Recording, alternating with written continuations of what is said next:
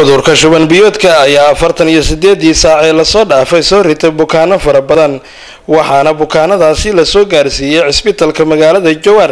iyadoo taa ay jirto ayaa Hormuud waxay daawo ku wareejisay gudoonka baarlamaanka Hirshabeelle si bukaanada uu soo ritay cudurka shuban biyoodka wax looga qabto waxaana daawadaasi isla maanta isbitaalka Jowhar ku wareejiyay gudoomiyaha baarlamaanka Hirshabeelle Cismaan Barre Maxamed Dr. Cabdiraxmaan Cali iyo Axmed Barrow Acraabi ayaa ka hadla muhiimadda ay bukaanada u leedahay deeqdani daawada ah ee isbitaalka Jowhar maanta la soo gaarsiiyay. Shubankana wuu sii socdaa walaalayaal hay'ad kasta iyo cid kasta waxaan jecelnahay inay ku dayato Hormuud oo kale inay soo booqdaan isbitaalka oo ay fiiriyaan dadka shumayo waxaan sheegayno inay nala xaqiiqsadaan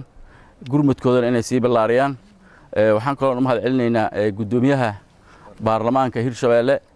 oo maanta asagana ii sheegna soo booqday maanta bisha waxa waaye 7 waa isla fiirinaa registerkan isla fiirinaynaa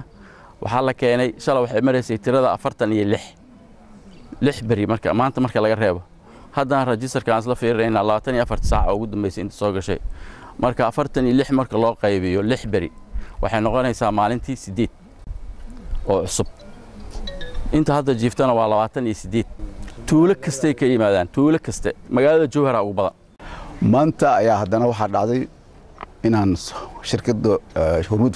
ay noo soo dhiibtay haddana 40 kartoon oo baarta faleebada cusbada ah si maaragtay looga hortago oo dadka looga joojiyo caafimaad darrada jirta waxaan rabnaa marka inaad nagala wareegtiin oo aad ku wareejisiin dadka u baahan daawadan gudoomiyaha baarlamaanka Hirshabeelle Cismaan Barre Maxamed ayaa ka mahad celiyay deeqdani daawada ah isla markaana ku baaqay in la gargaaro dadka ay isugu darsoomeen cudurrada iyo abaaraha ka jira Hirshabeelle waxaan rabaa inuu ku hadlayo magacayga iyo kan baarlamaanka iyo kan madaxweynaha dowlad goboleedka Hirshabeelle inaan u mahad celiyo shirkadda Hormuud Telecom dhammaan waxaan u baaqayaa shacabka Soomaaliyeed wuxuu u baahan yahay maanta maalintii loo gargaaray maalinta shacabka oo roobka u daa oo ay barwaaqada gaaraan yaani gargaar uma baahna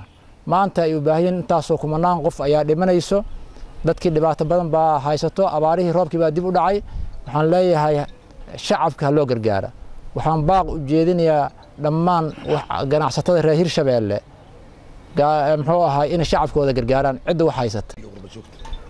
sidoo kale waxaan baaq u jeedinayaa qurbo joogta ama jaaliyadaha reer Hirshabeelle dibadda ku nool shacabkooda inay soo gargaaraan reer Hirshabeelle cidna uma maqna ceelna uma qodna iyaga ayaa dad u ah waxaan leenahay anagu Hirshabeelle waxaan qaban karnaa waa qabanay wixii karaankeena dawladdan waa dawlad curdunne waan qabanay Ismaaciil Cabdulle Sabriye Universal TV Jowhar.